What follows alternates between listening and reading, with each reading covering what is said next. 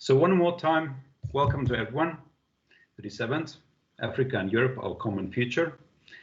And I think I will just give now the microphone to Sari Essayah, the director, the chair of the Christian Democrats in Finland, for her opening remarks. So please welcome Sari. Okay, thank you, Tapio. Thank you. And dear friends in at least 2 continents, you are all very welcome. Greetings from Helsinki, the second northernmost capital city in the world. Africa and Finland could seem to be very far from each other, but that is an illusion. One could argue that the development cooperation between Finland and Africa began in 1869 with the arrival of the first missionary, Martti Rautanen, to what is today Namibia. And our former president, Nobel Peace Prize laureate Martti Ahtisaari, is famous for his work in Namibia. These days, Finland has bilateral development cooperation partnership with several African nations: Zambia, Mozambique, Tanzania, Kenya, Somalia, Ethiopia, and Eritrea. Africa, of course, is close to us all through the European Union. The Finnish Commissioner Jutta Urpilainen is responsible for international partnership, including overseeing European international cooperation and development policy. I remember her very well from her years in the parliament. But maybe even more important than this is what is being done in their grassroots by the people and for the people. We are pleased to have now a direct connection to Tanzania, and we'll hear more news from there later. And I myself, I happen to have my roots in Africa from my father's side. He is Moroccan, and even though I have lived all my life here in Finland, I have heart for Africa. Today, our perspective is, of course, rather European. In Europe, we are looking towards south, the vast continent of Africa, with mixed emotions. For some, it is fear. For others, it is hope. Is Africa a threat or an opportunity? There are indeed 2 competing narratives about Africa. The first one suggests that Africa, with its huge population growth, allying societies, eternal conflicts, and agricultural damage by climate change, will eventually drag Europe to the grave together with it. The other narrative is that Africa is a continent, and with young and energetic population, vast resources, and growing economy, the place of hope. And with, for example, new farming practices and new sources of energy, we can cope with the climate change. Even more, Europe is getting old, while Africa is getting younger and more dynamic. The economic prospects for Europe are not optimistic. Climate change and other such threats will affect everyone. So, who here is in trouble after all? We are pleased to partner with Wilfried Martens Center for organizing this event. As the leader of the Christian Democratic Party of Finland, I'm very happy to say that the Christian Democratic Party of Finland has been a full member of the European People's Party since 2018, and we are looking forward to more cooperation. Thank you also for Fida International for your work, as well as to Arleen Westerhof of the Center of Economics and Mutuality for joining us this afternoon. So with these words, I want to welcome you all to the event. So thank you so much and enjoy this evening. Yes, thank you so much, Sari, for your words. And so one more time, welcome to those who came a bit late. So welcome to the webinar on Africa and Europe, our common future. And our first speaker, main speaker, will be Novotný, Dr. Novotný from representing Wilfried Martens Center for European Studies, who is the other organizer of this event. And Vit is going to open us some perspectives on migration and many other aspects, like what are the links between Europe and Africa, the vast continent. So I mean, maybe without further ado, I would like to welcome Vit Novotný. And just one more reminder that I forgot to say, that you can also send questions through the chat box. So please, you can use that one too. So welcome, Vit, and very great to see you. You are originally from, not from Belgium, but you are from Eastern Europe, I understand. So maybe you can say just a few words about yourself too. Thank you so much, and great to see you. Yes, thank you very much for this introduction. Before I start, I want to welcome all the participants to this event on behalf of the Martens Center. We are the political foundation of the European People's Party based in Brussels. We're very happy to cooperate with Kompassi on this and on other common projects. As for myself, indeed, my original country is I come from Czechia. At the Martens Center, I work on migration, asylum, border management, migrant integration, religion a little bit as well. And Africa has preoccupied our work, myself and others at the Martens Center for a while. I will divide my presentation into several sections. First, I will make a couple of general remarks on the EU's cooperation with Africa. Then I will touch on the drivers of migration within Africa, but also from Africa to Europe. I will say a couple of words about the impact of the climate change.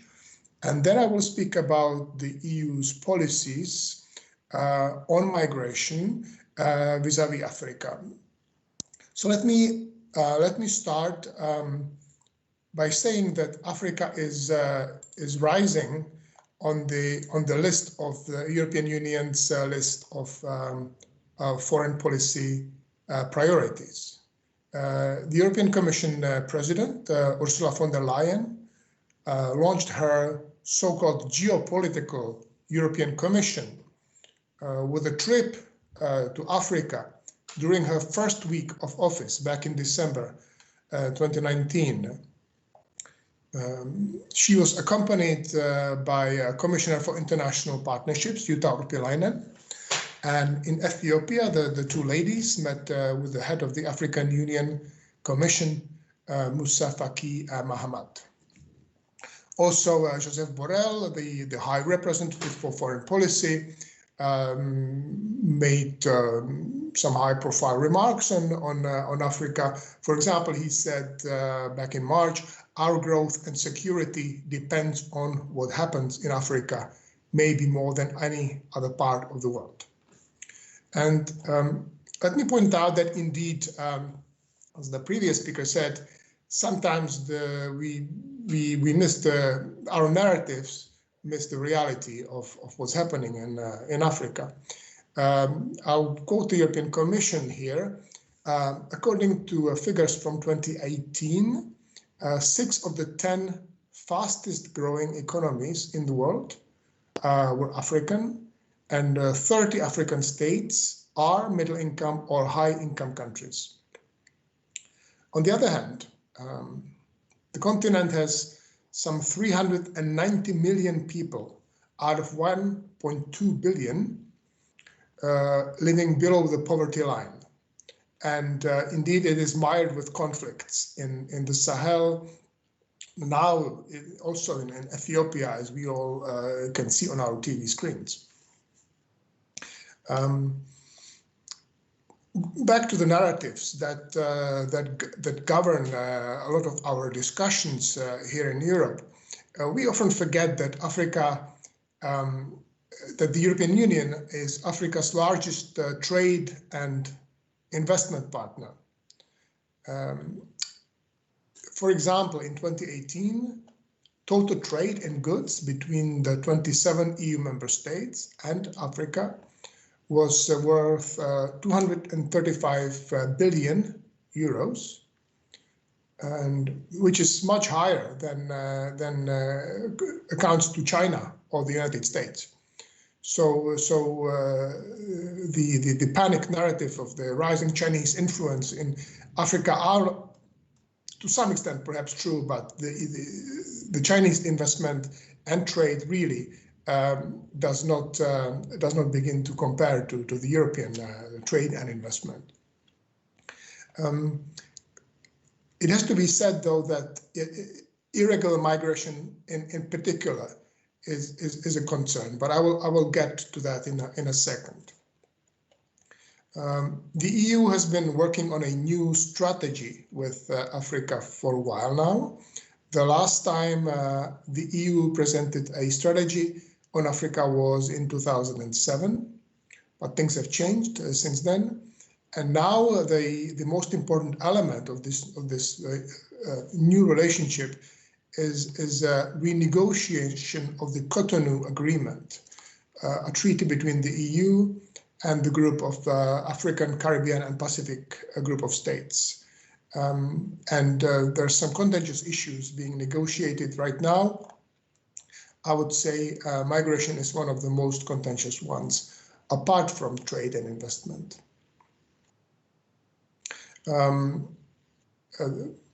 This new strategy was supposed to be accepted or adopted by the Africans and Europeans earlier this year, but because of the COVID crisis, this has been postponed until next year. So at some point, 2021, we should see a new strategic plan of cooperation between the two continents.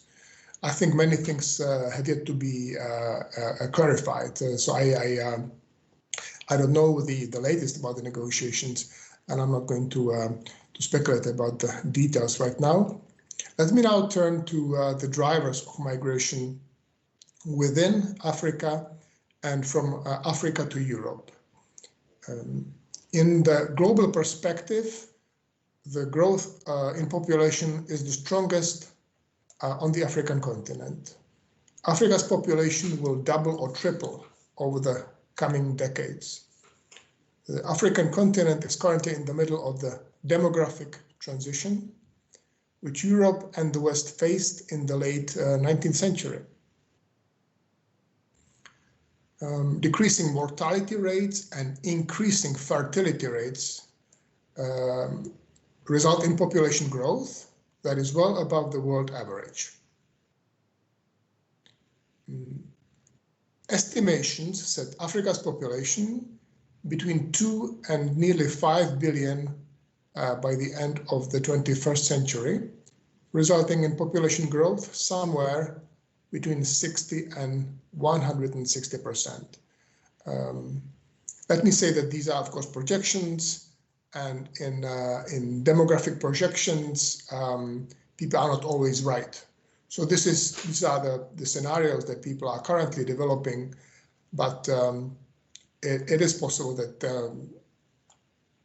population growth will be even below or above of what I just said. It is important to say that population across African countries is very young, with 60% below the age of 25 on average. And the young population is, for example, much higher. The proportion of the young population is much higher in Africa than it is in Europe. Are these demographic estimations a reason to be concerned from the European perspective? Perhaps, but certainly they are not a reason to panic. Partly because we can envision different scenarios for migration, and also because migration can be turned into a positive factor in the relationship between the two.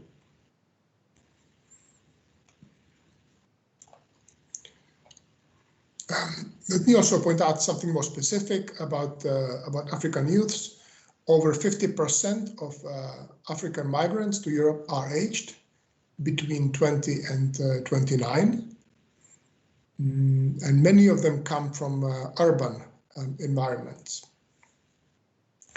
Nearly 50% of those from Africa who migrate to Europe are familiar with the concept of migration because a family member had moved to live elsewhere, in Europe or somewhere else.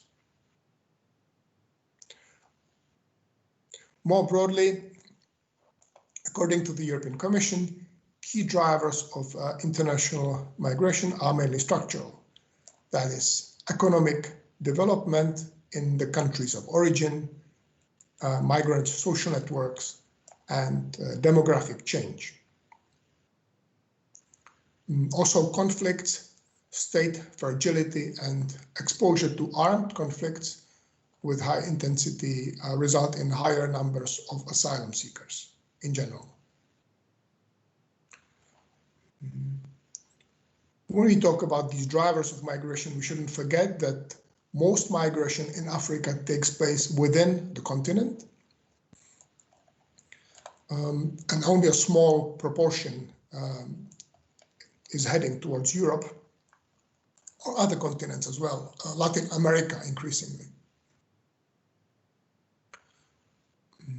Finally, the last remark in this section, population density in Africa is very low compared to Europe, compared to Asia, compared to Americas, and there's plenty of space in Africa. So although spatially, there's potential for a lot of migration inside Africa in the future. A bit about climate change. A lot of people talk about climate change and its potential implications for migration. It has to be said at the moment, a lot of evidence of direct climate change related international migration is not conclusive.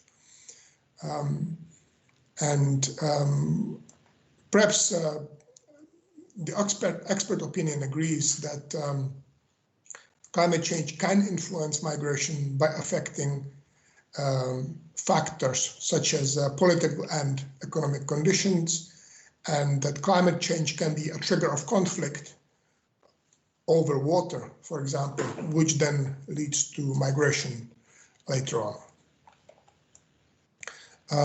When climate change related migration does occur, existing studies find that it tends to be mostly intra-regional. So this was also applied to Africa. Climate change migration would tend to be mostly inside intra-African. Now a couple of words about EU policies on migration from Africa to Europe. I would like to correct certain narratives that concern African migrations towards Europe. Vast majority of migrants from Africa cross in a perfectly regular and perfectly legal manner. In fact, they arrive in Europe by plane because they were granted a residence permit. This could be based on family reunification in Europe, mostly through marriage, but also for education purposes and work purposes. So there's 500,000 Africans who come to Europe annually, arrived in a legal manner, and only a very small fraction tries to cross the Mediterranean Sea or attempt a crossing via the Atlantic to the Canary Islands. I think we should bear this in mind when we talk about migrations from Africa to Europe. It has to be said that the European sensitivity is so much higher with regard to irregular migration than to this predominant legal migration, which is much more important in quantitative terms. And I think a lot of the European policies are driven by this concern over irregular migration.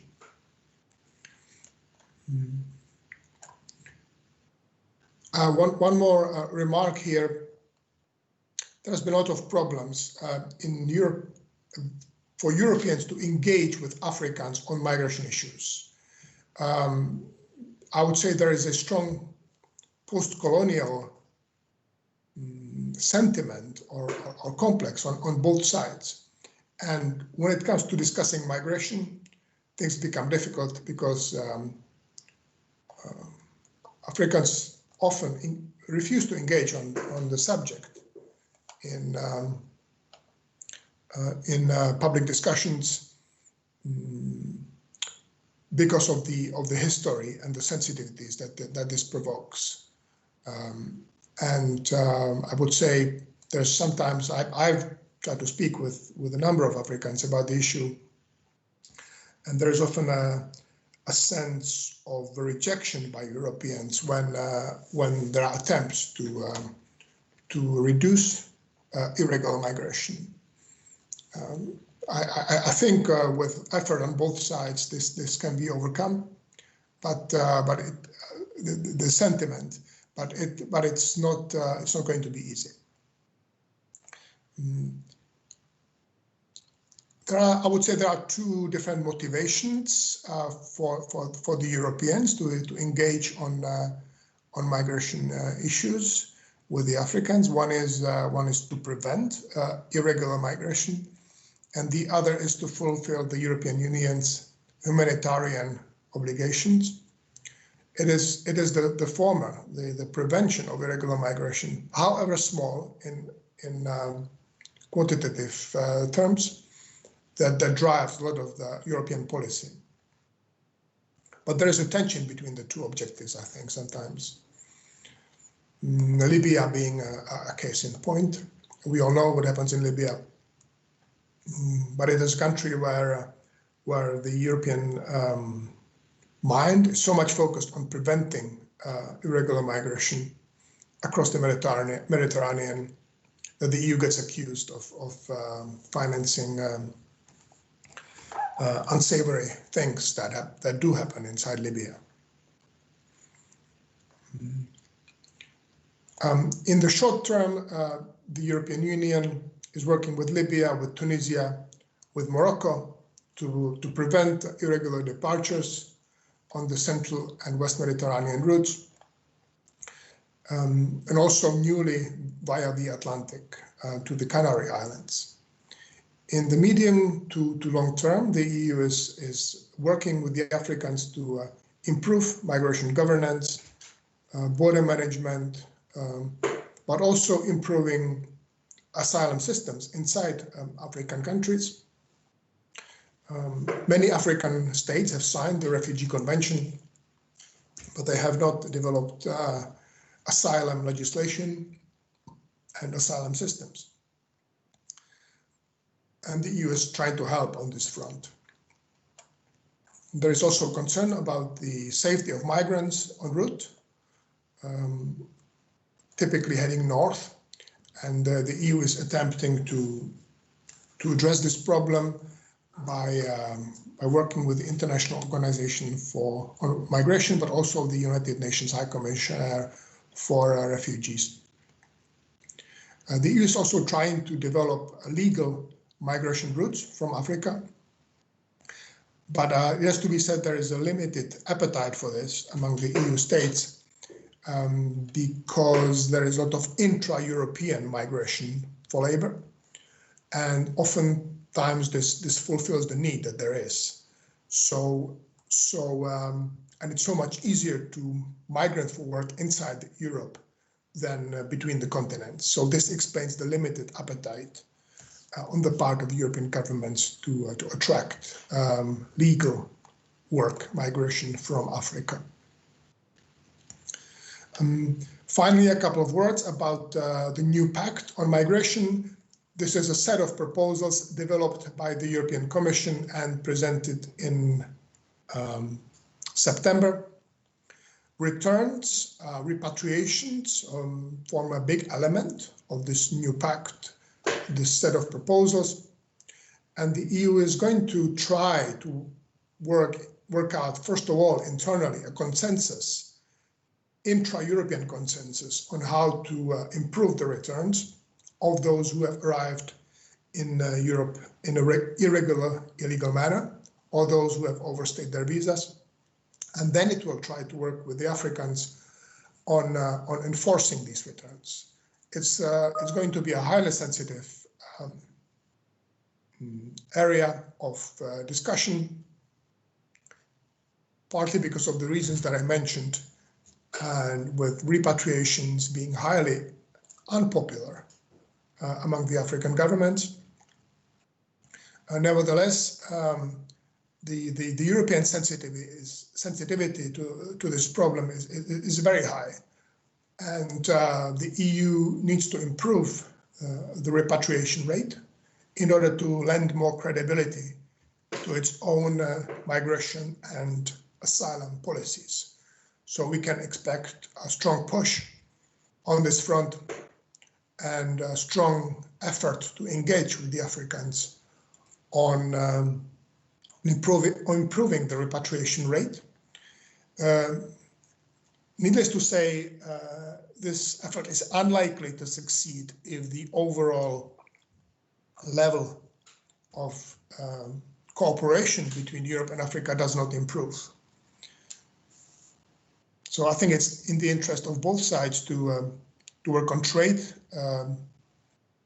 issues which are of interest to both sides, on investment, on diplomatic and political sides, diplomatic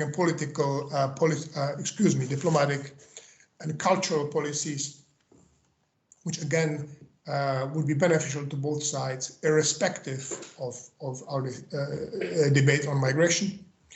And overall, I think there is a lot of potential for Europeans to try harder, to understand Africa better, and to use the potential that Africa offers for Europe's benefit.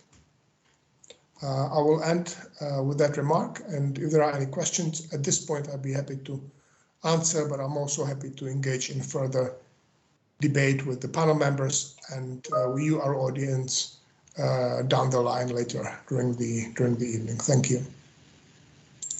We should have time for one or two quick questions. We will have more discussion in the end, but if there is any pressing questions now, please raise your voice. It's better to it's better heard if you turn your microphone on before asking the questions. So if there is any quick comments now, otherwise so this is Hannu. I have a quick question about the repatriation rate that he said that would be low. So what is the actual repatriation rate approximately right now?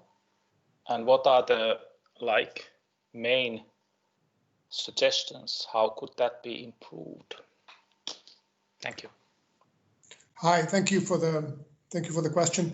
The repatriation rate overall for the European Union vis-a-vis the rest of the world is currently about 35%, I think, meaning 35% of return decisions are actually enforced. I do not have in my head the return rate for Africa right now, but I can tell you that the return rate differs on the African side for different countries. There are many different rates for each country.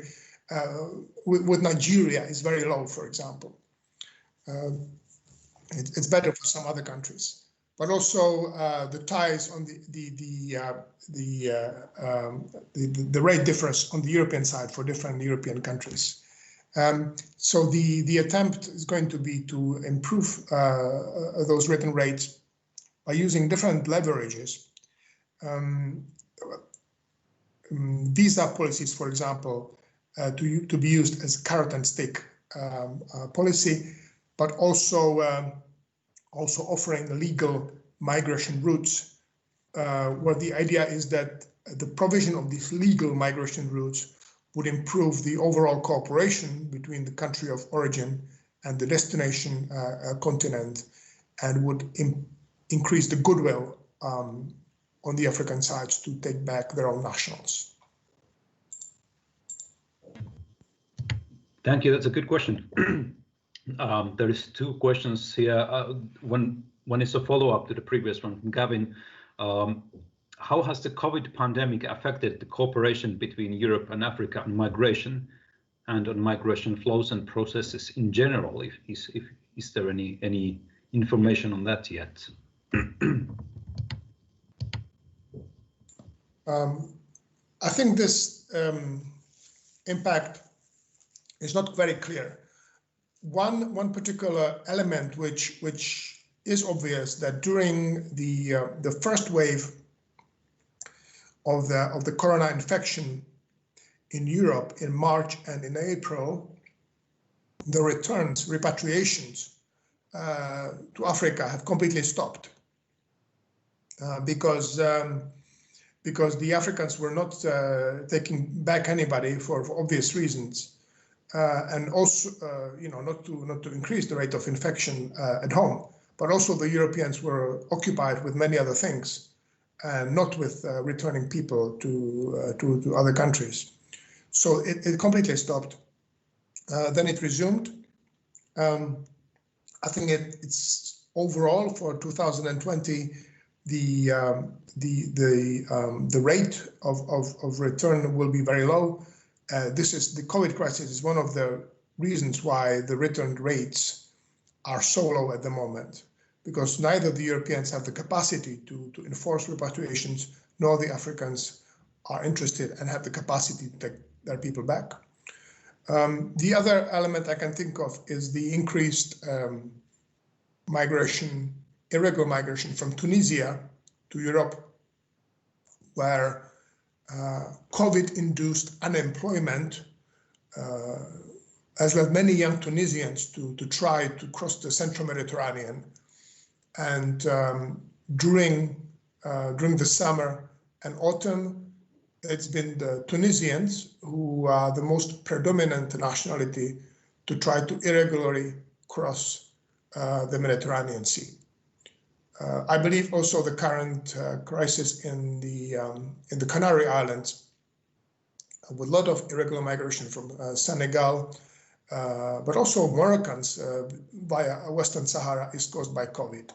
So the effects are multiple, a bit difficult to account for, but these are the elements of the impact of the COVID which I can think of right now.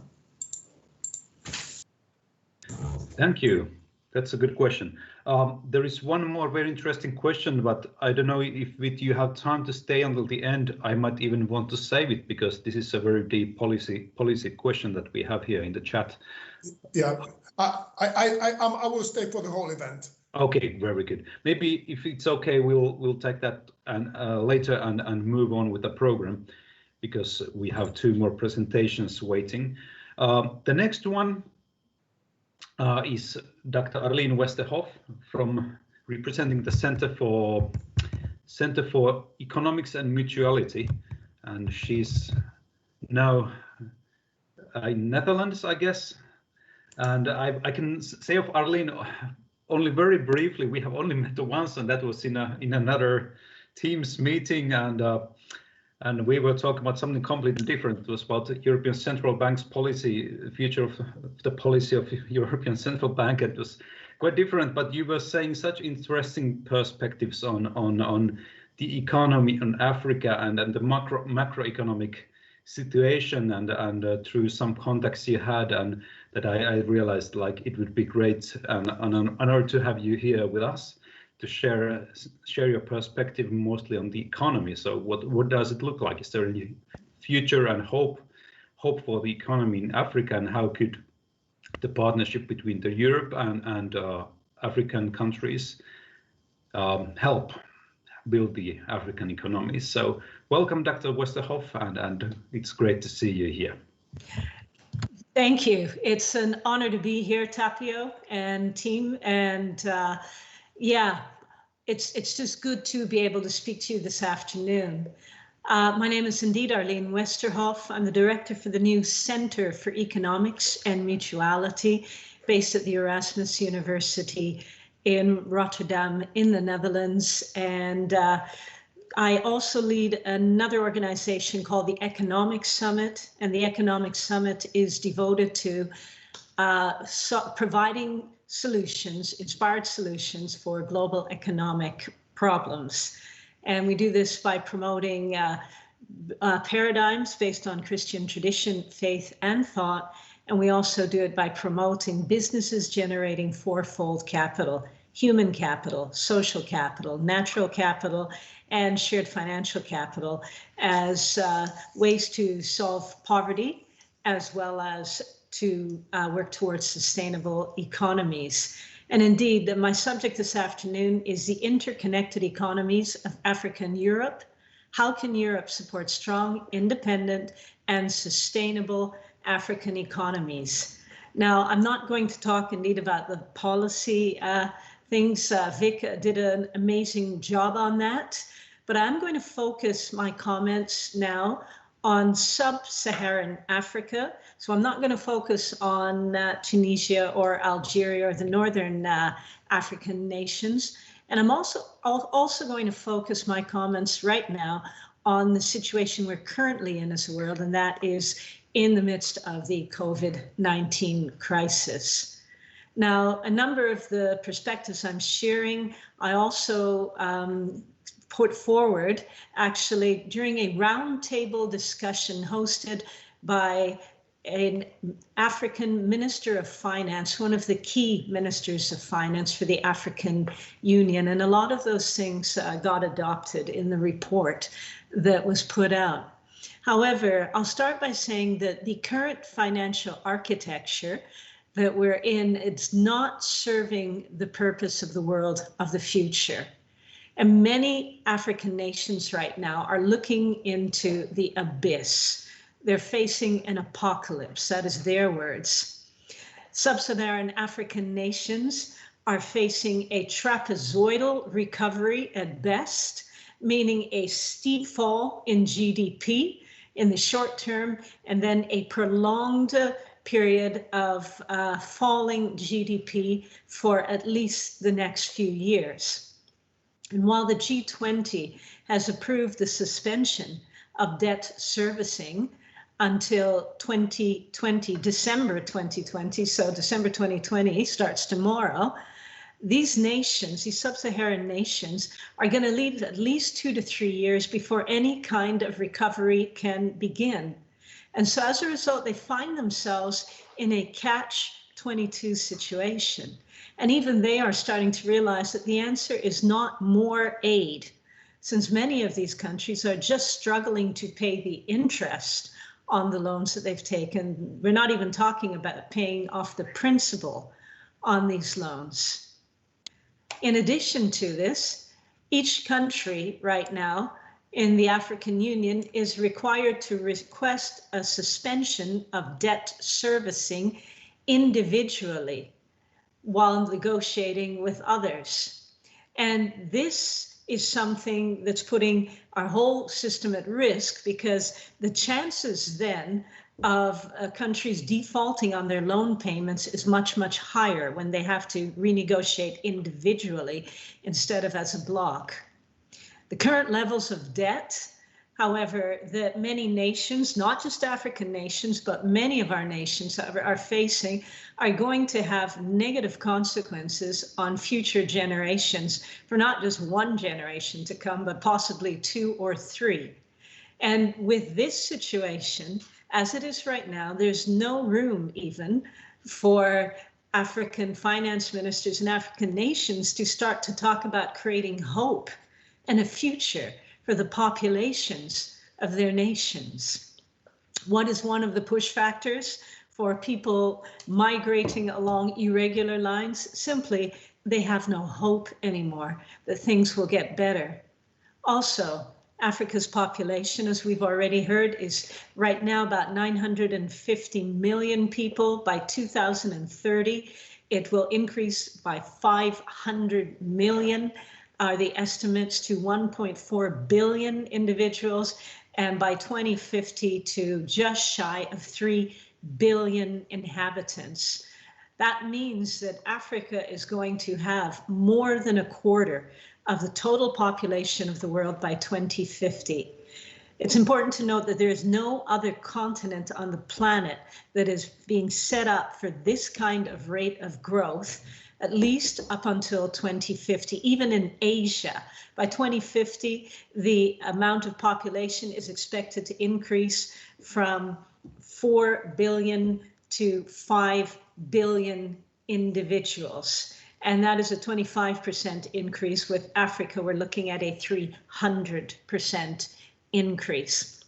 And so as Europeans, we have to make it also our interests and European governments to start to work in a proactive and positive way with African governments.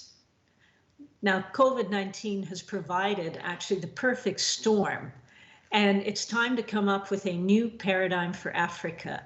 And that is a paradigm of an African continent that is able to provide hope and a future for her inhabitants. Interestingly enough, the president of Ghana, when he was elected a few years ago, he was elected on a platform of Ghana without aid. And that not only captured the imagination of the Ghanaian people, but it's actually sending ripple effects throughout the entire continent in a positive way. Between now and 2030, 450 million new jobs are going to be needed to provide for the new people entering the job market between now and then. However, sub-Saharan Africa will only be able to create, at best, 200 million new jobs. And so with regards to the 250 million individuals that aren't going to be able to find work, that's going to create a melting pot for migration, among other things. Most Africans don't wake up and just think, I want to leave my country. They do it because they feel that they don't have any other option. My personal opinion is that it is better to help African nations to create solutions on the ground in their own nations in the long term. Now we're going to look at some of Africa's key assets. And I'm going to talk about things that work. I'm not going to talk about a lot of broad things, but Africa's key assets are her land and her people. And Africa has the potential to be the breadbasket of the world. However, the way both they and we look at land will have to change. From our perspective, or from our point of view, there's talk of land grabbing in Africa. But from the African point of view, we're going to have to start to think of land not as something that doesn't really matter and that's just there, but moving to a perspective of land as an underperforming key asset that's going to require investment and management. And I'm going to repeat this because this is a very new perspective. We're going to have to start to regard land, and the African nations will have to start to do this about their own land, regarding it as an underperforming key asset that requires investment and management. And I'm going to speak concretely with some examples in a moment. But Africa is the world's poorest and most food insecure region. However, there is hope. 60% of uncultivated land that is not covered by forest and that could be rejuvenated and cultivated is in Africa. And a third of all desertified land and the world that could be restored is in Africa.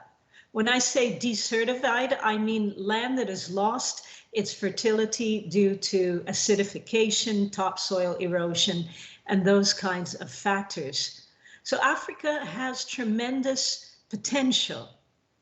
And land degradation and desertification are major push factors for migration. People leave lands that they and their ancestors have farmed sometimes for hundreds of years.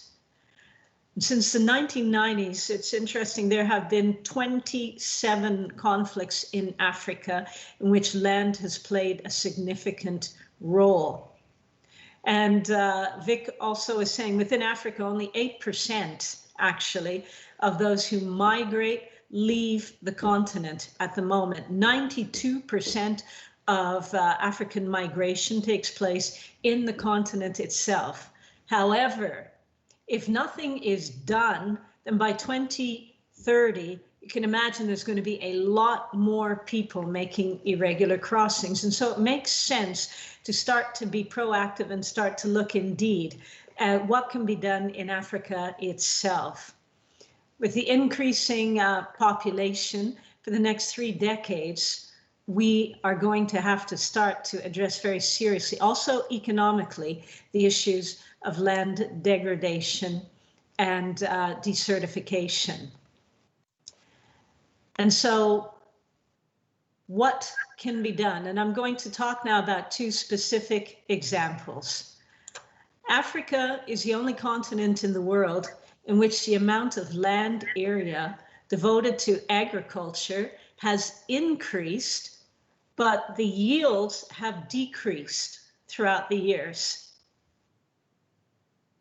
If we take a look now at Ghana, as we talk about thinking about land as an underutilized key resource that requires investment and management, from the early 1990s until 2014, Ghana had a growth rate of 3.3% per annum. The number of people living in abject poverty in Ghana decreased in the same period from 51%, so almost half of the population, to 29% of the population. That's a significant drop in those living in abject poverty. And the reason why this drop happened was Ghana ramped up its cocoa production, and they also increased significantly their domestic food production. And government policy supported land management, and that caused poverty and hunger to fall until 2014. I know the country Tanzania has been mentioned a number of times, but if I look at Tanzania and the statistics from the early 90s up to 2014, growth in Tanzania was 2.3% per annum in this period. And this growth was largely due to a rapid expansion of industry and services in the nation. However, agriculture expanded more slowly. The share of agriculture's contribution to Tanzania's GDP in this period fell from 50% in 1992 to 26% in 2013. And malnourishment in Tanzania rose from 24% to 35% in the same period. And so what's one of the lessons we can learn here? That is that without specific government policies to support this, you don't get the same causal effect between agriculture and also relieving abject poverty in the nations. Now I'm focusing on agriculture right now because in 2017 in our economic summit meeting for the continent of Africa, we went in with the aim of searching for that one thing that if you did that one strategic thing, that would have probably the biggest knock-on effect on things like ensuring food supply, things like relieving poverty, things like increasing GDP, and also increasing employment levels throughout the nations. And actually, this is it. Africa has the highest percentage of people living in abject poverty of any continent in the world. And of these people, 80% are women who are usually trying to raise families on their own and eke out a living on small shareholder plots of 2 hectares or less. Between 60 and 70% of people in sub-Saharan Africa work in agriculture, and between 30 and 40% of the GDP contribution is agriculturally based. And so agriculture has the ability to impact food scarcity positively. It has the ability to impact employment positively. It also has the ability to impact GDP of every sub-Saharan African nation positively. And there's a generation now of young African who is actually going into farming, and because they're starting to realize this. Our intertwined European and African economies would, these facts would suggest then actually that as European governments, it would be worth our while to consider helping or rewarding African governments who actually start to manage with their government policy and target with their government policies to end desertification, as well as to increase agricultural production positively. And so as we look towards Africa's future, this is key. And one of the mottos that you could choose for Africa for the future is feed me to feed you, because Africa has the potential also to be a massive food exporter.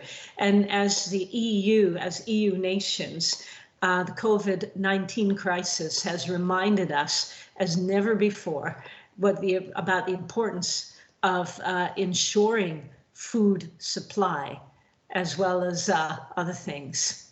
And so I see this as a positive situation. I'm not ignoring all of the negative challenges, but there are things that can be done in Africa. A second area that I'd like to concentrate on is economically. Europe and Africa's economies are intertwined due to proximity and because of Africa's potential. And here are some of the steps that I would recommend that the EU take a look at. Number one, from an international perspective, what was impossible at the beginning of this year, and that is nations accumulating levels of debt that we've not ever seen before in history, is now not only possible, it's happening. And in this cataclysm, there will have to be an economic reset. As I was taking part in this roundtable meeting hosted by this particular Minister of Finance in the African Union, one of the things that this person said was, it's just, I'm so busy trying to pay off the interest on these loans for my nation that we don't have time or room to even look at trying to create a better future for our people.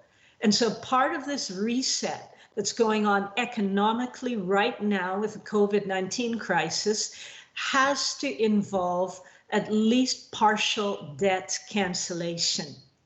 Now, some people will be very, very opposed to this. The ones who are, they always raise the problem, yeah, but who pays when you get debt cancellation, at least partial? I'd like to suggest that we will all be paying a lot more if we don't offer the current and next generations of African peoples the ability to start having hope and a future by relieving some of the debt burdens. And I also want to point out that this is not just going to be an issue for Africa. This is also going to be an issue for a number of European nations. The debt burden that we've incurred is going to put the next generation, it's going to restrict them in what they can do for at least the next 2 to 3 generations. So it's something that I really see we're going to start to be hearing a lot more about in the future. Second thing that we can do concretely is to change the way we calculate GDP. It's no longer adequate for the future that lies ahead. We have switched economic systems. We have moved from the service economy now very firmly into the digital age. And in the digital age, it is social capital or networks of relationships that have value. And so it's time to look at extending the basket of capitals, not just currency, but the basket of capitals that we consider in GDP calculations.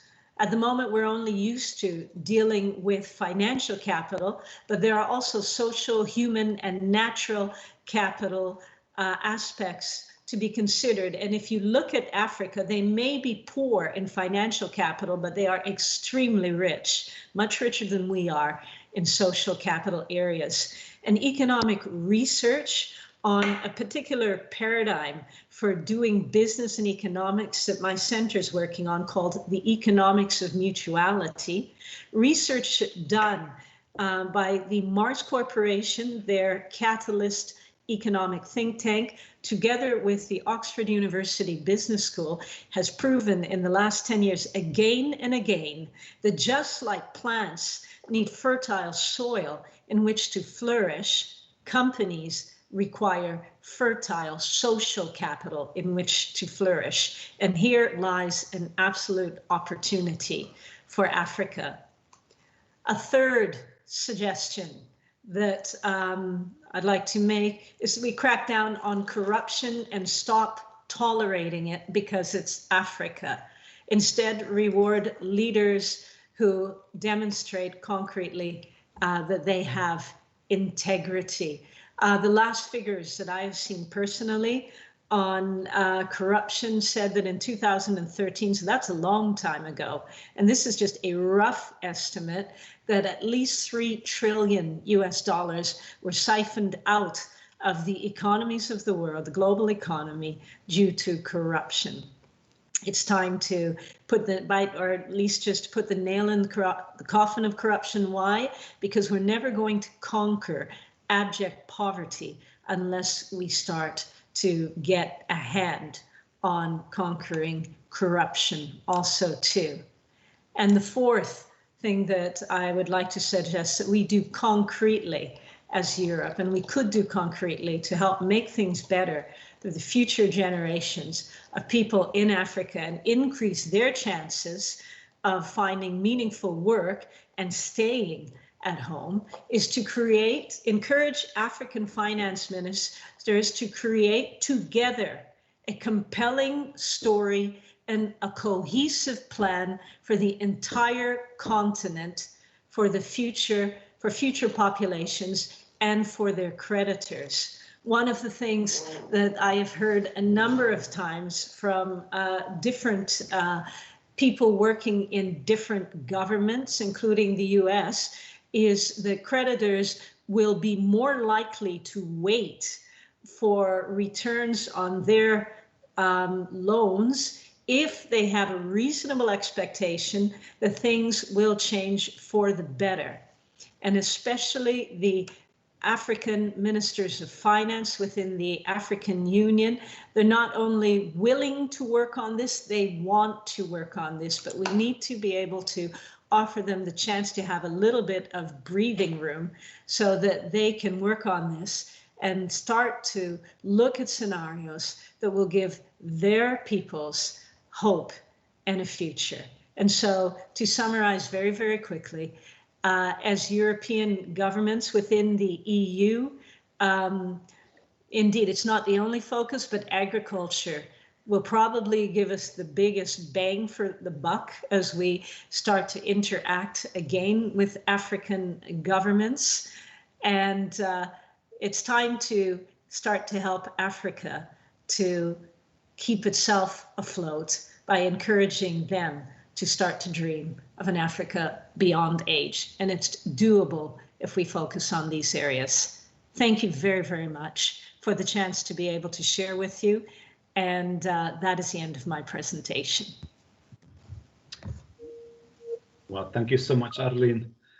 That was extremely also like scary and very hopeful at the same time.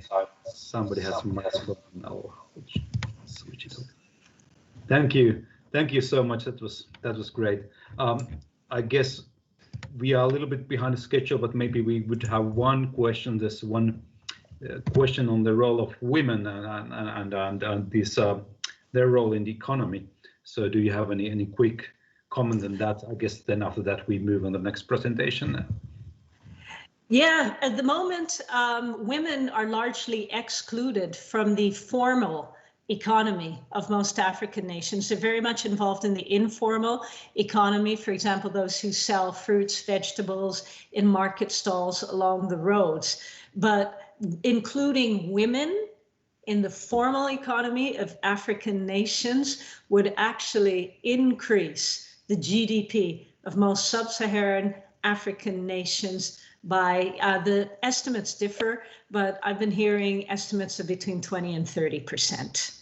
So it could have a very, very significant impact. I remember years ago a story that they, in the 1940s, they would estimate that the surface area of Uganda alone used optimally could feed the whole population of the world back then. I don't know if this is true or not, but like that's gives some kind of idea of the the potential of agriculture in Africa, and that's really the hopeful news. And actually, that's a really good connection to the last presentation, because Daniel Korpela is doing exactly that. He's working on developing agriculture, new agricultural techniques in Eastern Africa, and also it's about climate change adaptation. So I maybe will now give the microphone to Daniel, and we will have a direct connection from Tanzania, and then we will move on to questions more questions later. There's a few also on the line. So thank you so much, Arleen, and let's all welcome Daniel. It's a pleasure for me also to be here with you all today.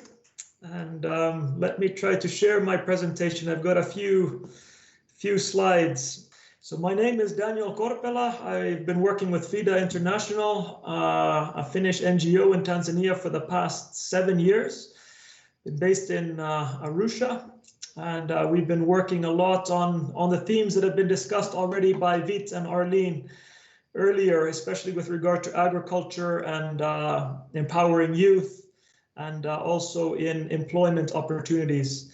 So I'll try to bring a bit more specifics maybe into some of the discussion that Arleen was mentioning about the potential for agriculture, and maybe how can we do it in practice to help to increase agricultural production, maybe reverse desertification, and also make land more productive in these countries, to reverse this trend that agricultural land is being increasingly taken up, or we're cutting down trees to increase agricultural land, but it's not becoming more productive.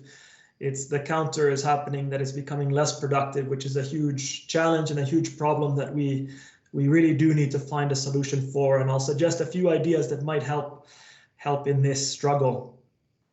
So my title is, so what does the future look like for youth in Eastern Africa? Of course, I'll be mainly focusing on Tanzania, since this is where I'm based and where I have the most experience and knowledge. And looking at it specifically from a grassroots perspective, how does this appear in impacting people with regard to agriculture, livelihoods, the economy, and what is the impact of climate change regarding all of these on people's lives here? I'll quickly go through some statistics. This pretty much came up in Vit's and Arleen's presentation, but there's rapid population increase or population growth, about 3% per year in Tanzania was the latest statistic I could find, which means we'll double in population in about 25 years, which is very fast growth. 63% of Tanzanians are under the age of 25, and youth between 15 and 35 make up 67% of the labor force.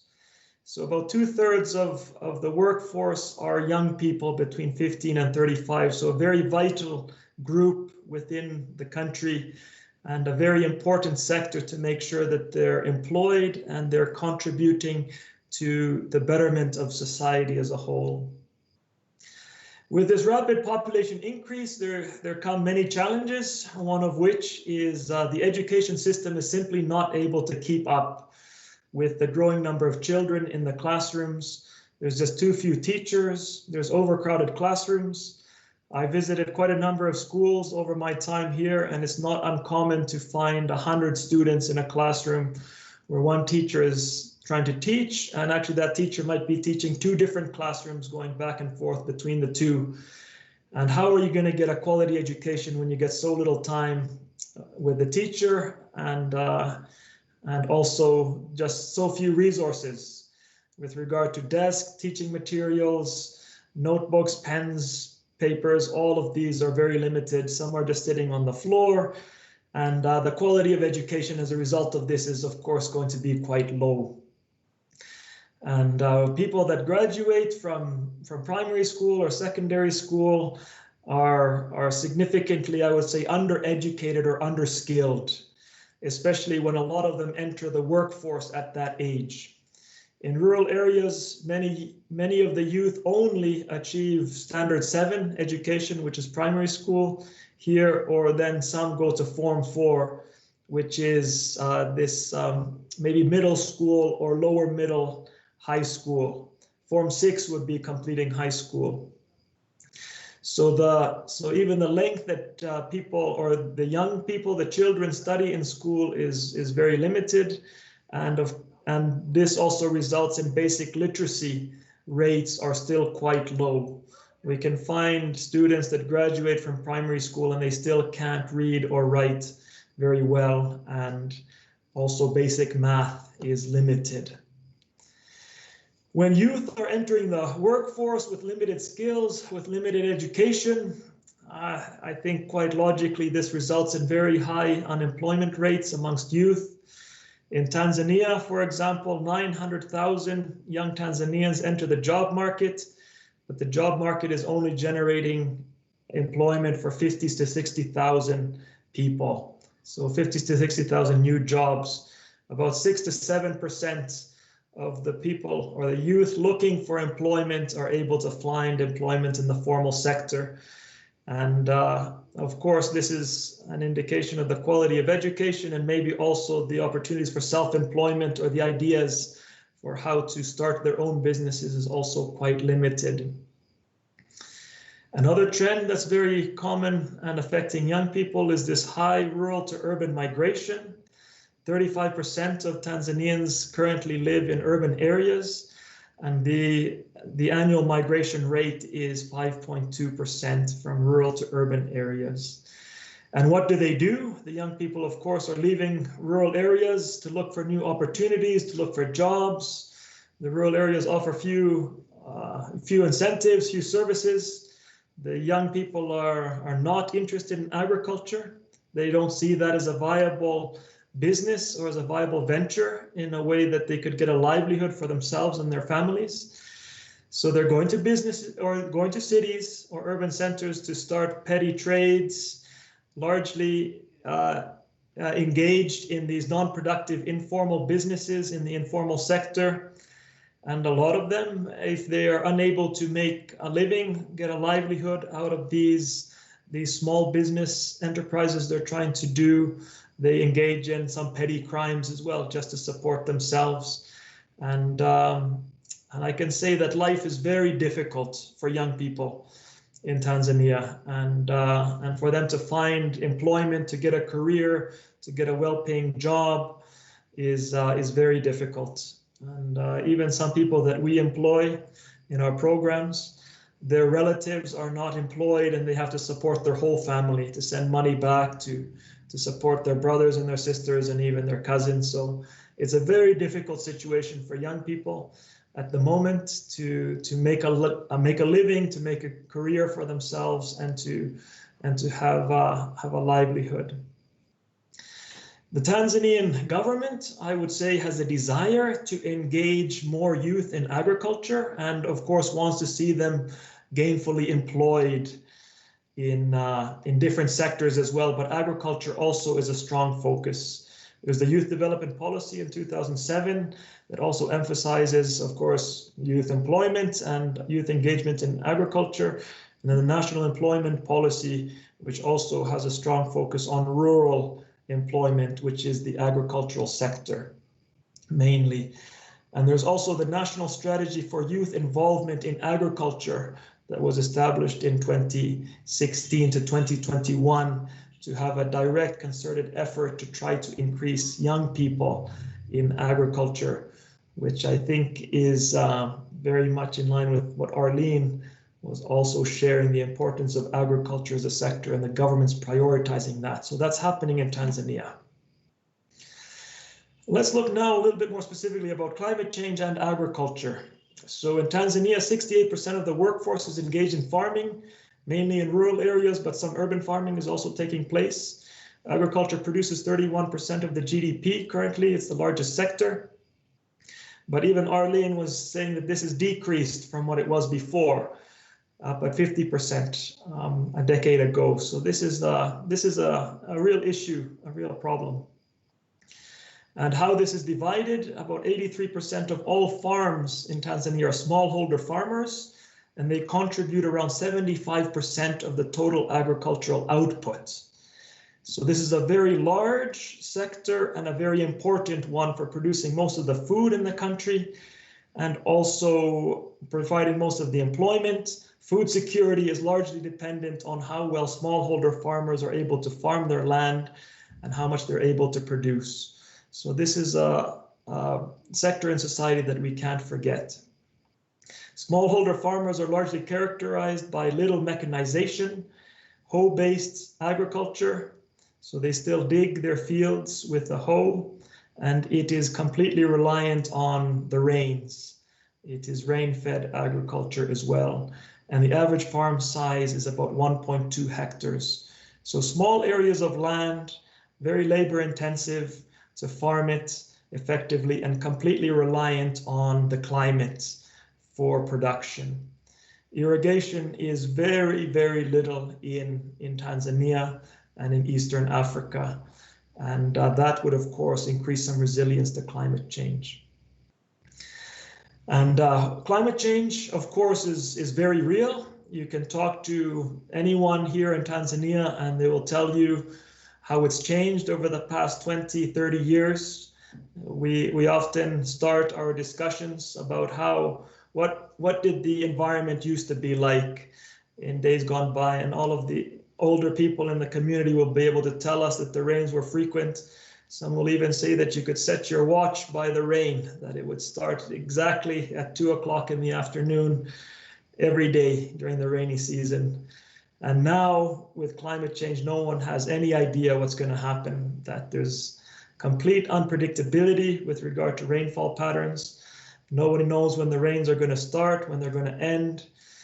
Sometimes the rains start really well and farmers are very hopeful. Halfway through the rainy season, it dries up, no more rain, and the crops that have been growing well just wilt and dry in the fields. And the farmers are not able to get any food. And very discouraging, very demoralizing for farmers that invest in their farms, hoping to get a livelihood, get some food, get some income, only to have it dashed by this unpredictability of the weather. We've also seen more severe weather events happening. There have been floods and their droughts are more common.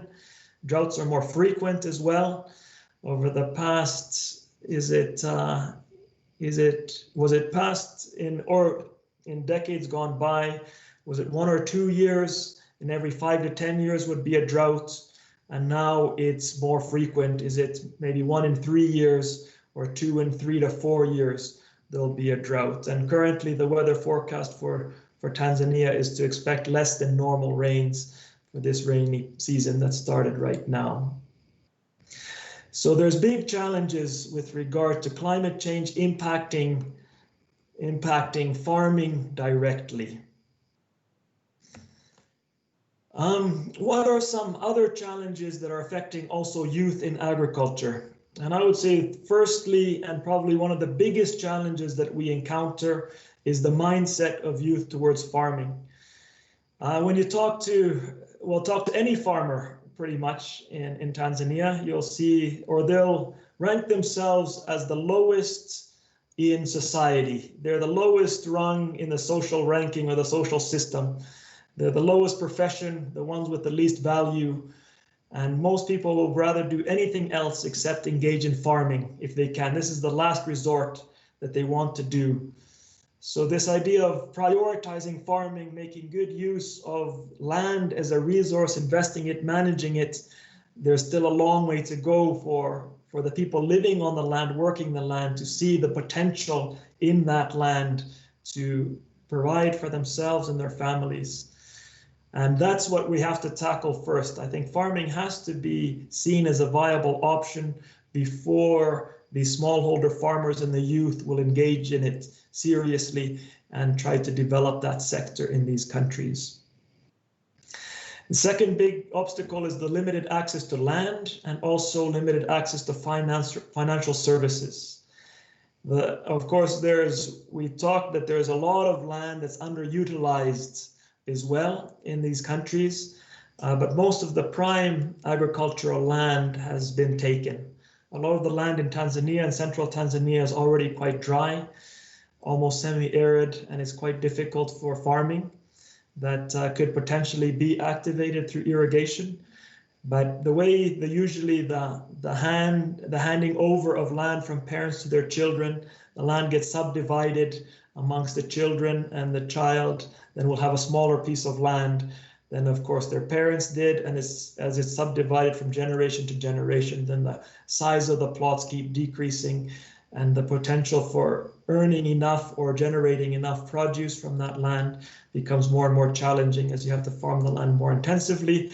And that also can, if not done sustainably, can degrade the quality of the soil even further and cause production to decrease even more.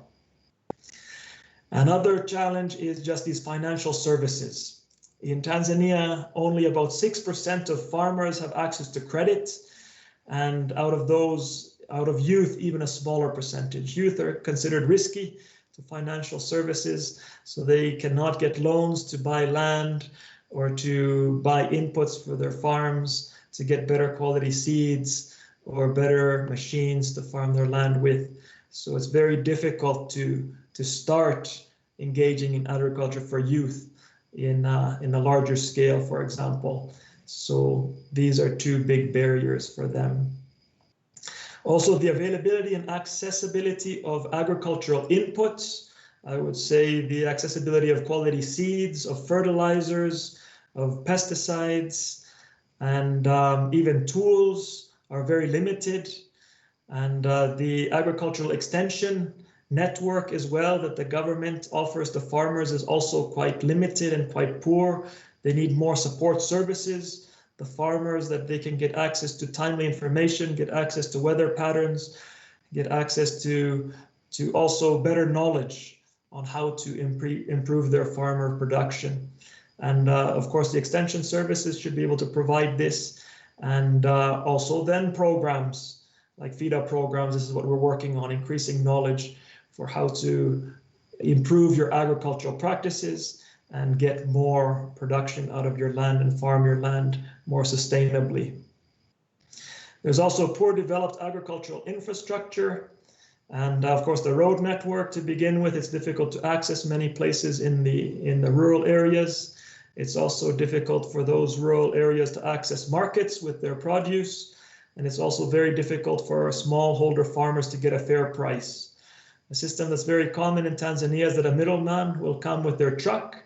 They'll drive from smallholder farmer to smallholder farmer buying produce, and they'll set the price. The farmer has very little negotiating room to discuss what the price is. They probably have very little price information to know what the market price is at the moment. So they're very vulnerable, and they usually get a very poor price for their produce as well. And this is something that if addressed and they get a fair price, could also encourage the agricultural sector in a much more efficient way. And this is potentially also a bigger global issue with trade agreements and trade between countries can be driving the price down locally in some specific commodities and makes it difficult for farmers to get a price that would be sustainable for them for specific things that they're growing.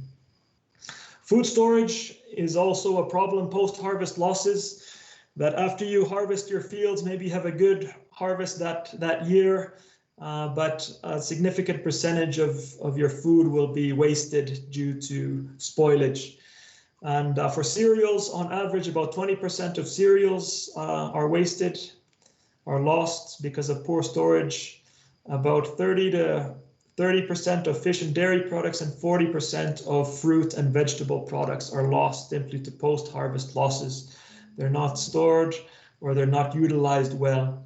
And how can there be some value addition or some other strategies to help to prevent this from happening, and just better storages, better warehouses to also encourage farmers to produce more food, and they'll be able to utilize it or sell it at a fair price to get more benefit from it. So my last slide is what can we do and what's the way forward? Maybe some more specifics. I think one of the basic criteria for youth especially is to have a basic level of literacy and being able to read and write and do basic math. If you want to be employed, either self-employed or a farmer, farmers are business people as well, and they really have to be able to count and do the math to see if something is worthwhile or not. And also I would broaden this to critical thinking. The education system in Tanzania is very much geared towards not questioning authority, not questioning the teacher, not asking the why question, why is something this way, but more or less just repeating information that's been shared.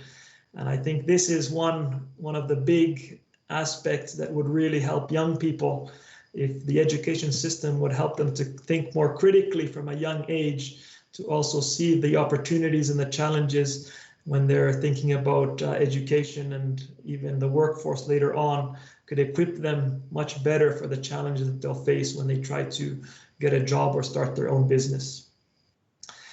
Secondly, I would say that a very small percentage of people end up in the formal sector, in a company or a bigger industry, or in the government, employed in a white-collar job.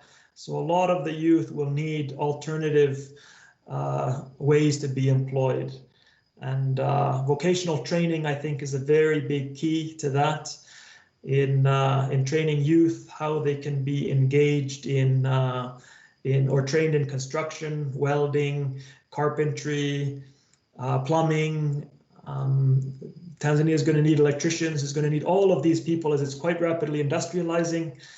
Last year, it was no longer declared the least developed country, but a lower middle income country. And their vision is very much to industrialize quickly. They're going to need a skilled workforce that's going to be able to build the country in the future. So this vocational training, and I was thinking even relationships between Finland and Tanzania, what could that be? And just in this digital technology, software, computer programming, app design, video games. I mean, these are things that Finland has a lot of expertise in.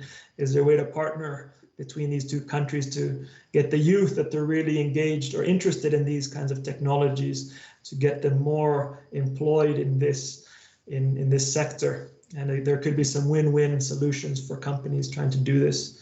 This whole idea of entrepreneurship training, agribusiness thinking, that how can we find the niche in the market to make the best use of our resources.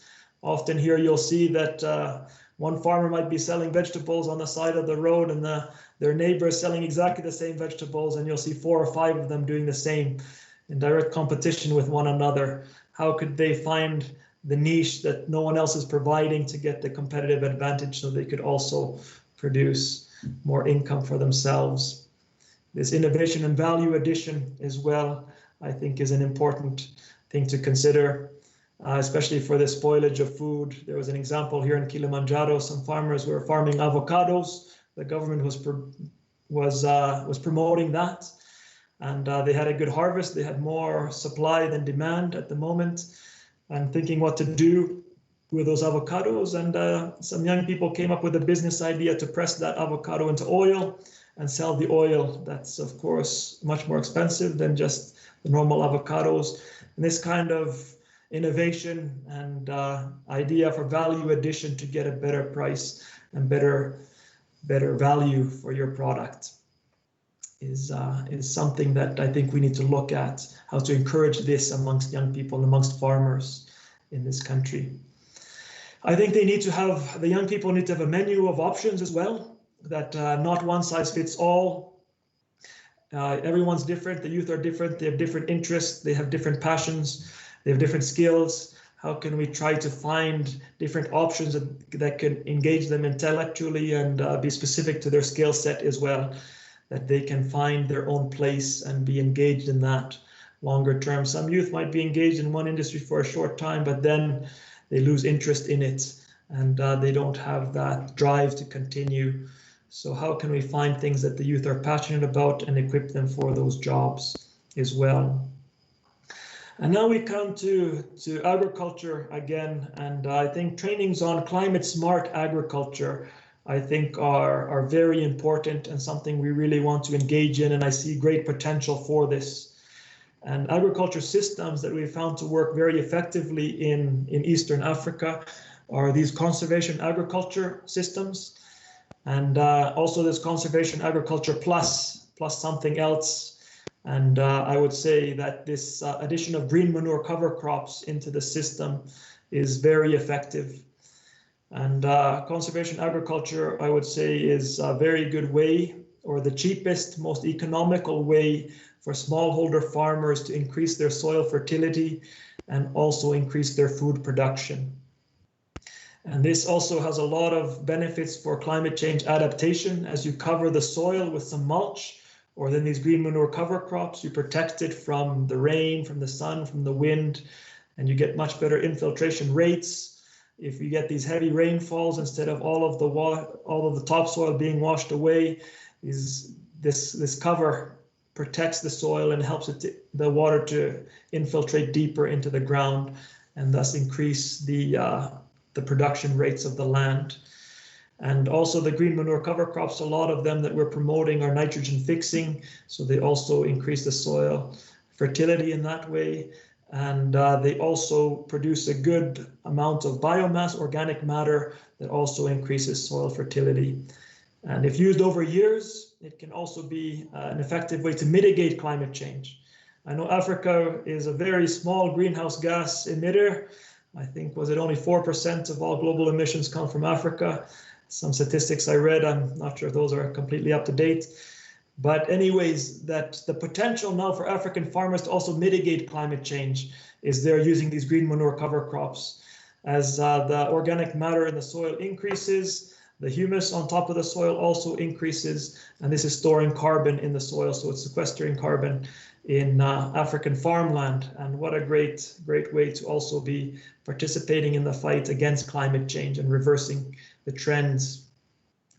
It's also very important for farmers to have an alternative livelihood or secondary income. So to promote them to have either maybe dairy goats or poultry, beekeeping, small business selling vegetables or something else that is a secondary source of income. And just in case there's a terrible rainy season or drought, that they have something to fall back on that can keep them employed and avert disaster. In this way, also increasing resilience to climate change and adverse weather events. Group formation and promotion, I think, is something that can also have potential in helping farmers and helping the agriculture sector. Groups that are formed and registered, youth groups, for example, can get access to capital from the government to soft loans that can help with this problem of getting income to start businesses and to start farming. Also, these table banking groups or microfinance groups where the group can come together, they save their money together, and then the group itself can give small loans to group members that want to try other alternative ways of generating income, is also a way to increase access to capital. And then if a group that's together also sells their produce together, sells it in bulk, they have much more bargaining power when the middleman comes, that they can get a better price and they can negotiate. Maybe they can even rent a truck and take their produce to the market themselves.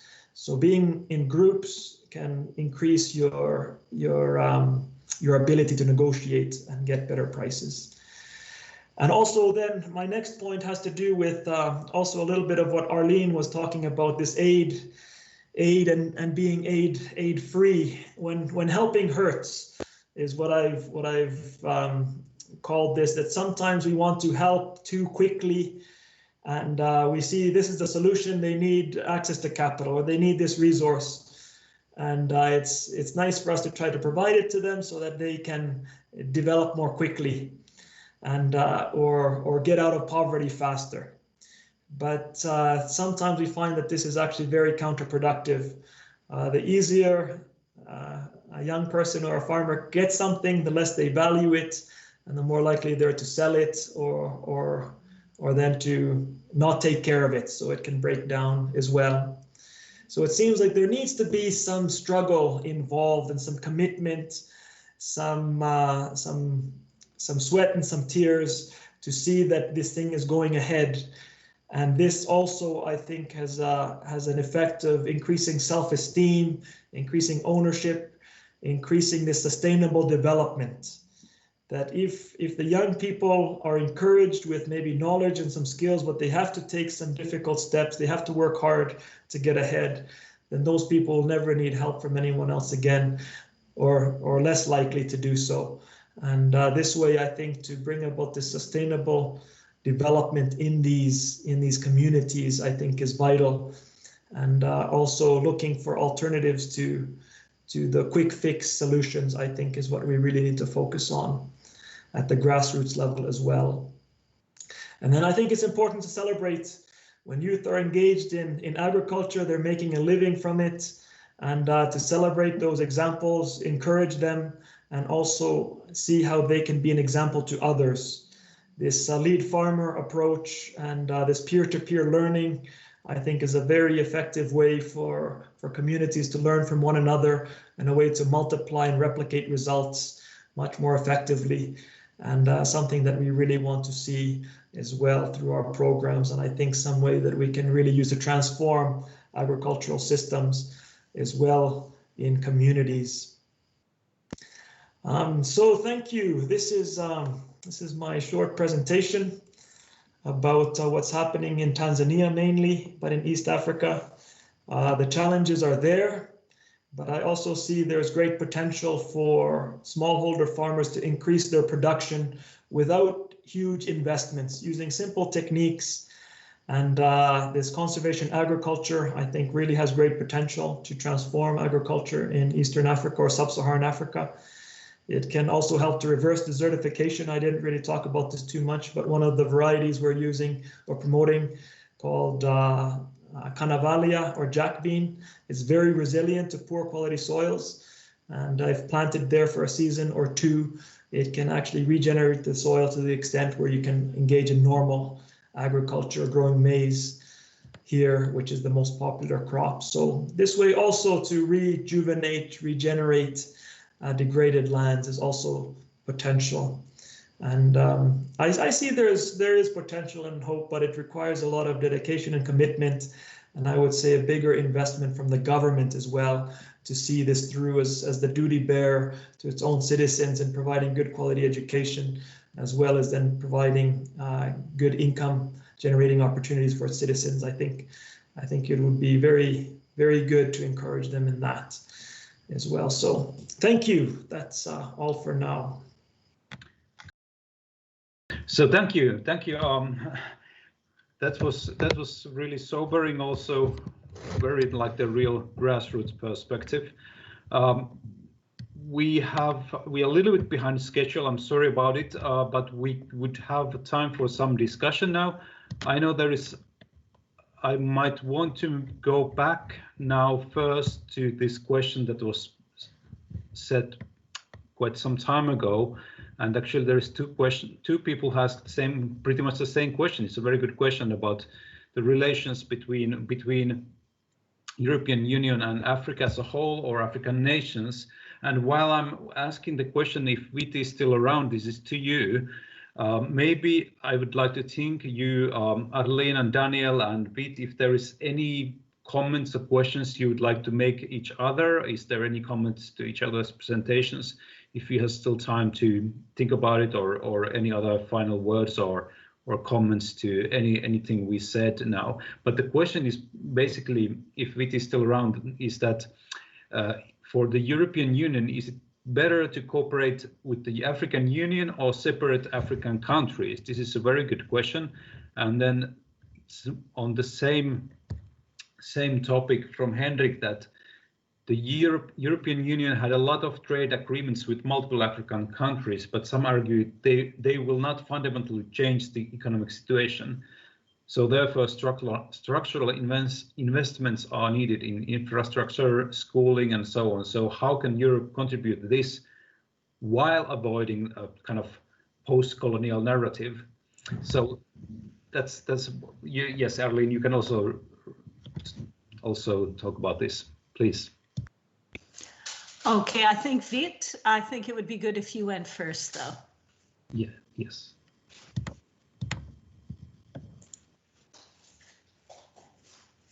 Thanks.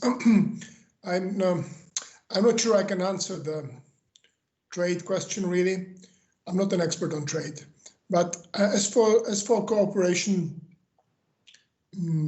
between the African Union or individual African countries, I would say both at this stage, but we have to bear in mind that the African Union does not have the status or the power of the European Union vis-à-vis its member states.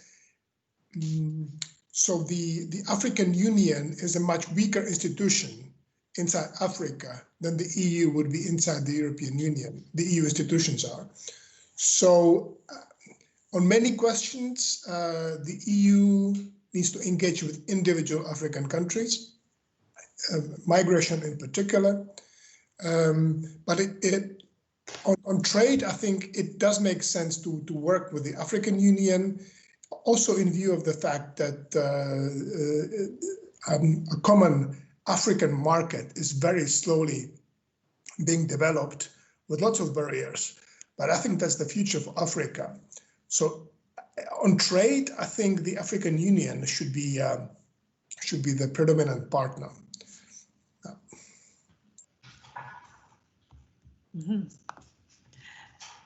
And with regards to myself, I would, let's just put it like this. Indeed, I agree with Vits that the African Union at this time is not an influential body. But if I look maybe a decade down the road, I see that the African Union is going to become increasingly more influential as the population of sub-Saharan nations increases very, very significantly. And so as a result, if I look to the future, I would say that certainly for trade, but in a few years' time, that the African Union is probably going to become something that is much more authoritative for the countries within sub-Saharan Africa themselves. Even the ministers of finance of these nations are realizing that it is better for them to actually negotiate as a bloc instead of to negotiate on the level of individual nations. So indeed, as Vit says, it may not be that way now, but I would be very surprised if within the next 10 years, the African Union did not become something that is very authoritative in sub-Saharan Africa.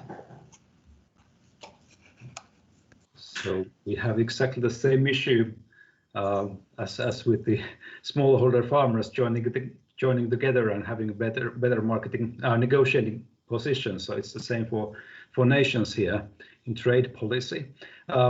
Very good questions. I hope you have still time for a little bit of discussion. There's a good question from Henrik also about this agriculture. Yes, we have been indeed talking a lot about agriculture today, and of course that's the fundamental livelihood, the fundamental source for us all. So, but the question is whether that really is wise to promote that, or whether there should be like moving towards promoting other like sectors of economy or industry instead. If there is a doubt that agriculture will be something that has potential, because we have heard a little bit different perspectives. And also there is a question to Daniel. This is a little bit more specific one, but something that I was thinking about too, is that like, okay, now that we have seen that the internet connection works so well to Tanzania from Europe, so whether that is something, this new technology, that is it being used to help the educational sector, and is that something that where what could be done, like if there is 100 children in one school or one classroom, like this new technology, like or e-learning or whatever hybrid models, like is there any chance for that? Because now we are seeing that the actually at least the internet works very well. So yes, so these are two questions. If any one of you wants to comment on this, so please go on. Should I answer the question directed at me? And just regarding technology and internet, yes, I think Africa, Tanzania, or most of these African countries have made huge digital leaps in the last few years, and they've gone directly to the cell phone. They skipped the landlines altogether here, so they're developing very fast with regard to digital technology. Unfortunately, most of this development is happening in the urban areas, and many of the rural areas still lack basic amenities, electricity, running water. So there's still a lot to be done regarding the internet. Even though cell phones are very, very common, even in rural areas, the internet connection is not so strong there, but just the normal cellular network works quite well. Is something being done yet? Not a whole lot that I'm aware of, unfortunately, but I think we're looking at the potential to do this more. How can we also make the leap as NGOs to engage in this more? And this really became more evident, of course, now this year with the restrictions and COVID and everything, and made us practically make that leap ourselves within our organizations. And now to also see the potential, how can we use this in our work? And I think it can work quite well in some situations, but it's not going to be beneficial in all instances yet. And even just having Zoom meetings with my own staff is sometimes difficult because of poor network. And there's still some challenges, but I think we're moving in that direction to see how we can make the most of this as well. And I can take the question about whether or not it's wise to invest in or focus on agriculture. Of course, we're not saying agriculture is the only thing that you can or should do, but in my own presentation, I tried to point out that agriculture will help you with ensuring food supply. It will help you with also decreasing unemployment, and it will help with raising GDP, a country's GDP. Of course, you shouldn't put all your eggs in one basket, but these things are proven, these things are fact. And so, yes, you should focus on agriculture, maybe not solely, but agriculture has to be a significant part of the policy areas of any policy of a sub-Saharan African government.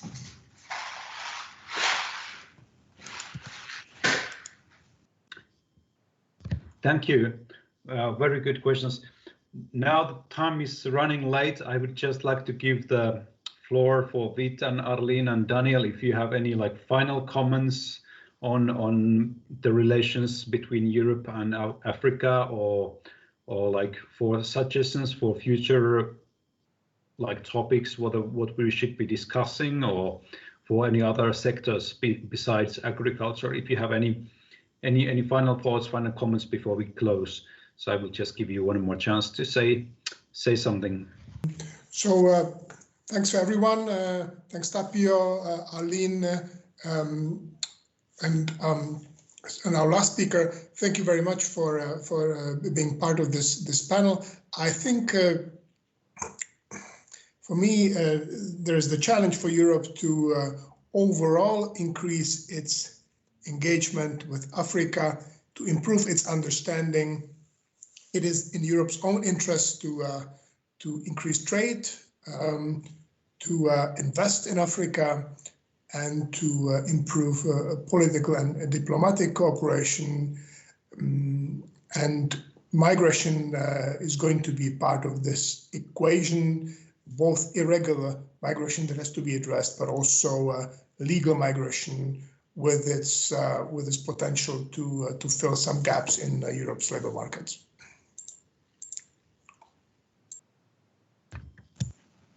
Thank you, Vit. I think for me, just even looking at Daniel's slides, just about the number of young people who are moving into the cities. I think as African cities develop, it's important even right now to start to look at smart cities and how, for example, with regards to education, there's some very, very interesting prototypes of smart cities on the Indian subcontinent, where children who are lacking access to adequate education, there are some pilots that have worked very well on the Indian subcontinent, where flat screens are actually built into the walls of city streets, especially in the poorer areas, and where children can actually go to those flat screens for remedial teaching and remedial help. Africa has been a continent indeed that has leapfrogged over our standard telephone sets directly to mobile telephones.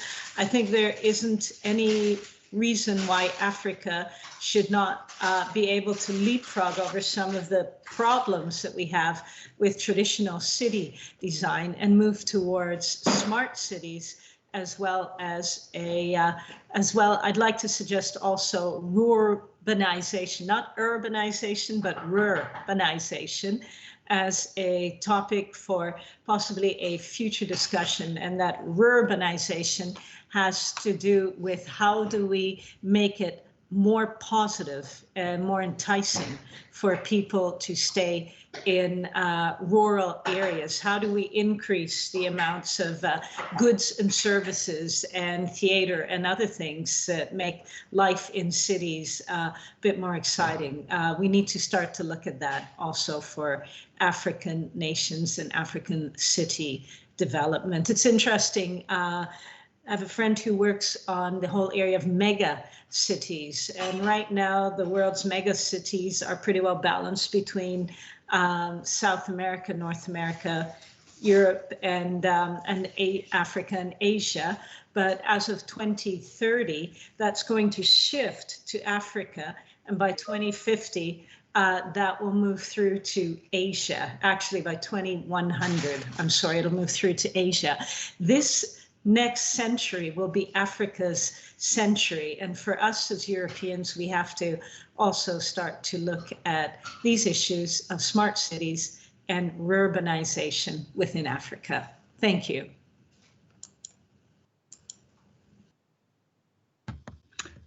Yes, the next century will be Africa's century. Absolutely. Yes, but Daniel, do you want to say still something? Maybe just a few comments that a lot of the things I think in Arleen's presentation, I think were very, very relevant and important. Talking about corruption and talking about the huge amounts of foreign debt that African nations have, and it's taking so much of their GDP, the income they're generating, just to pay off those debts. That if there was a way that they could invest more of their income into their own development in these countries, I think could see a lot of benefits as well. But just to make sure that then the corruption is down, and we're happy our president in Tanzania has taken a serious stance on that, and hopefully that'll bear some fruit in the future in Tanzania's development. And yeah, maybe that's all for now. But thank you again.